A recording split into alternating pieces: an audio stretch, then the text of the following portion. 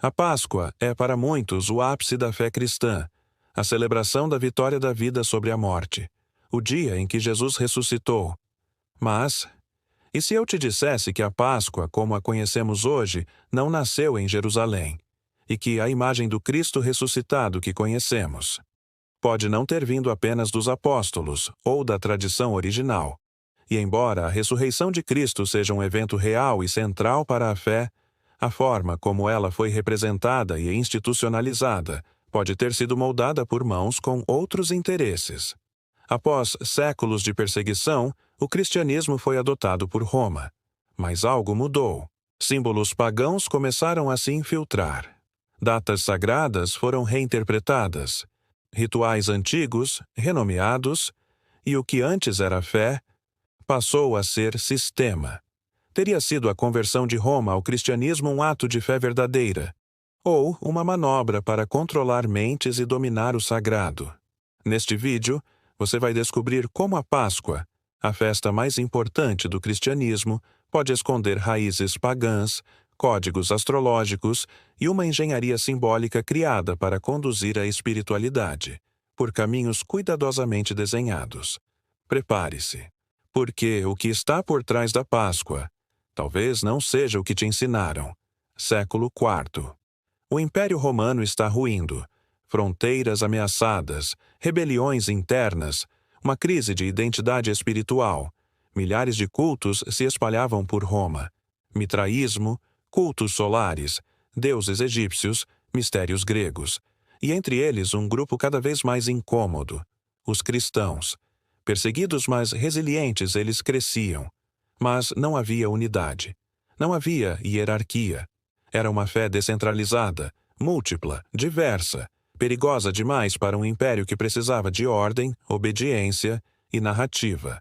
Então surge Constantino, o imperador que, segundo contam, viu uma cruz no céu antes de uma batalha e decidiu tornar o cristianismo a religião oficial de Roma. Mas será que essa conversão foi genuína? Ou teria sido uma jogada geopolítica? Uma maneira de canalizar a energia de uma fé emergente para dentro das engrenagens do poder imperial? Roma não destruiu o cristianismo. Roma o vestiu com suas próprias vestes. A fé que nasceu nas catacumbas passou a ser moldada em palácios. E quem conduziu essa transição? Padres romanos, ex-sacerdotes pagãos convertidos, filósofos neoplatônicos e conselheiros imperiais. Alguns estudiosos sugerem que, nessa transição, ideias e símbolos pagãos não foram eliminados, apenas rebatizados. O sol invicto se tornou a luz de Cristo. As deusas da fertilidade deram lugar à Virgem Mãe. O altar romano virou o altar cristão. A liturgia mudou, mas os bastidores permaneceram os mesmos. A autoridade, a centralização e o uso simbólico do sagrado como ferramenta de poder político. Assim nasceu a Igreja de Roma, não como simples herdeira dos apóstolos, mas como arquiteta de uma nova fé imperial. Uma fé que precisava de datas. E uma delas seria a mais importante de todas: a Páscoa. Uma religião imperial precisa de uma data central, um marco, um ritual, um teatro sagrado. E em 325 d.C., no Concílio de Nicéia, isso começou a ser construído. Foi ali que os líderes do Império e da nova Igreja definiram que a Páscoa, a celebração da ressurreição de Cristo, não poderia coincidir com a Páscoa judaica. Mas, por quê? Não era Jesus judeu? Não foi sua última ceia uma ceia pascal? A resposta está na estratégia. Para Roma, a nova religião precisava se diferenciar do judaísmo, cortar suas raízes, reescrever sua origem. E ao fazer isso também abriu espaço para algo mais sombrio.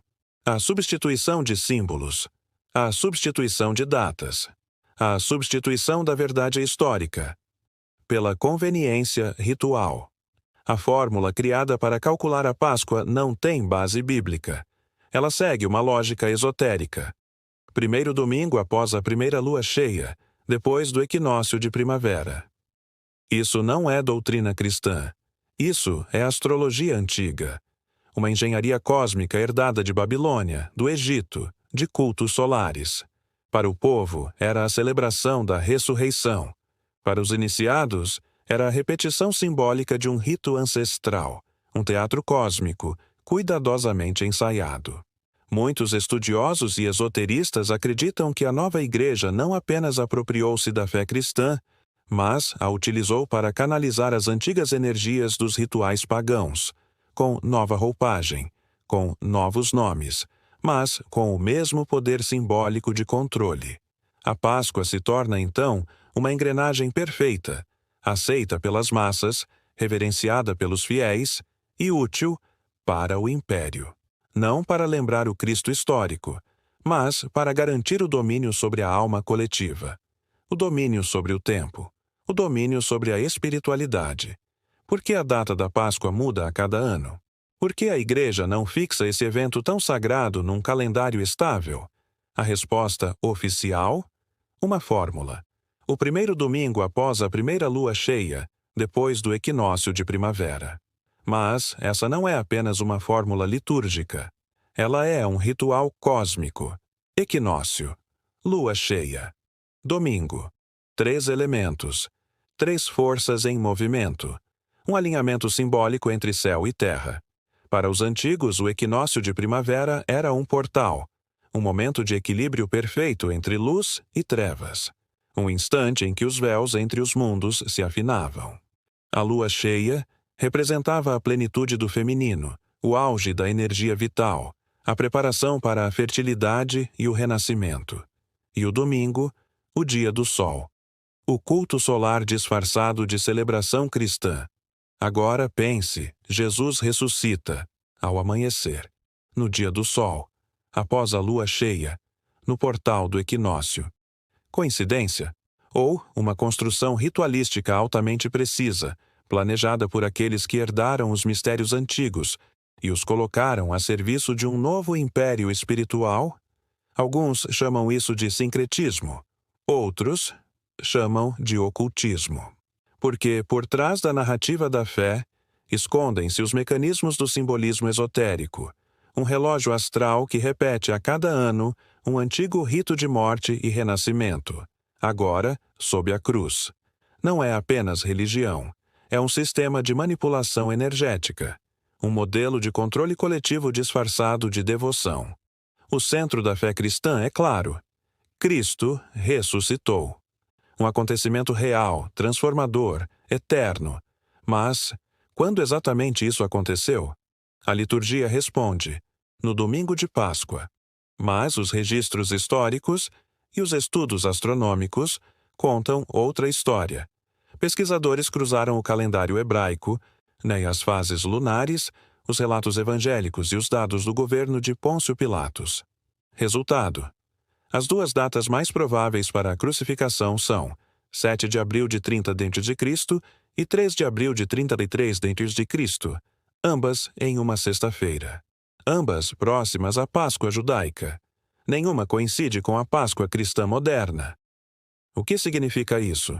Que a data da ressurreição não foi mantida como evento histórico. Ela foi reposicionada, alinhada ao calendário cósmico e aos ciclos lunares de fertilidade usados há milênios pelos sacerdotes do Sol. A pergunta que fica é: por que a Igreja, com seus vastos recursos e erudição, nunca fixou a Páscoa na data real da ressurreição? A resposta pode ser desconfortável, porque o objetivo não era recordar um fato, mas reencenar um rito. A ressurreição foi deslocada, não por acaso, mas de forma calculada, para que coincidisse com os antigos ciclos agrícolas, os portais astrológicos de transição e os rituais de morte e renascimento dos deuses pagãos. Jesus ressuscita ao nascer do sol, assim como Mitra. Sua tumba é aberta após 3 dias, como no mito de Osíris. Tudo cuidadosamente sincronizado. O evento foi real. Mas a data que celebramos hoje foi escolhida para servir a outra agenda. Uma agenda litúrgica, simbólica e, talvez, oculta.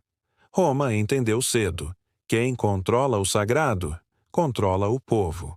Ao transformar o cristianismo em estrutura de Estado, a Igreja não apenas salvou almas.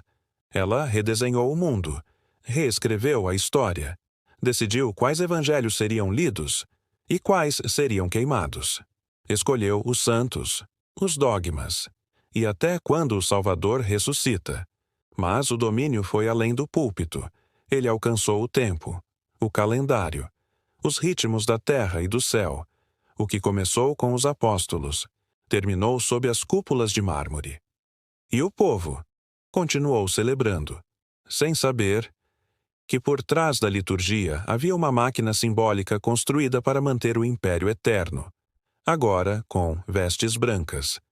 E então surge uma pergunta incômoda. Se a Páscoa é o momento mais sagrado da fé cristã, por quê? Nenhuma igreja se levanta contra o coelho da Páscoa? Por que o silêncio sobre ovos de chocolate e símbolos de fertilidade pagã? Nenhum padre denuncia, nenhum bispo se escandaliza, nenhum papa emite uma bula. Curioso, não? Talvez, porque o coelho é mais útil do que parece. Ele distrai, ele infantiliza, ele transforma um rito ancestral em um feriado comercial. E o povo sorri, compra, consome, mas não pergunta. Não pergunta por que a data da ressurreição muda. Não pergunta de onde veio essa fórmula lunar. Não pergunta quem desenhou esse teatro. Porque quem pergunta, começa a ver. E quem vê, acorda. Talvez a Páscoa que celebramos hoje não seja o que parece. Talvez, sob a casca do ovo de chocolate, esteja o último vestígio de um mistério milenar que Roma jamais deixou escapar. A Páscoa continua sendo celebrada. Altares se enchem, famílias se reúnem. A fé permanece. Mas agora, talvez você veja essa data com outros olhos. Talvez perceba que o que parece tradição pode ser construção, que o que parece dogma pode ser engenharia simbólica, que o que parece inocente pode ser oculto. Cristo ressuscitou, de verdade. É nisso que a maioria de nós cremos. Mas a forma como isso foi enquadrado na história pode ter sido decidida em salas que você nunca conhecerá. Então, eu te pergunto, a fé é sua. Mas quem controla os símbolos dela? Quem desenha os ritos que você repete sem perceber? Quem planta coelhos? Onde deveria haver uma cruz? A resposta pode estar onde você menos espera. Ou talvez, bem diante dos seus olhos. Se essa história te fez pensar, deixa o seu like e comenta aqui embaixo. Compartilha com quem precisa ouvir isso. E se quiser mais revelações como essa, já sabe. Se inscreve no canal, ativa o sino e prepare-se, porque o próximo mistério já está sendo escrito.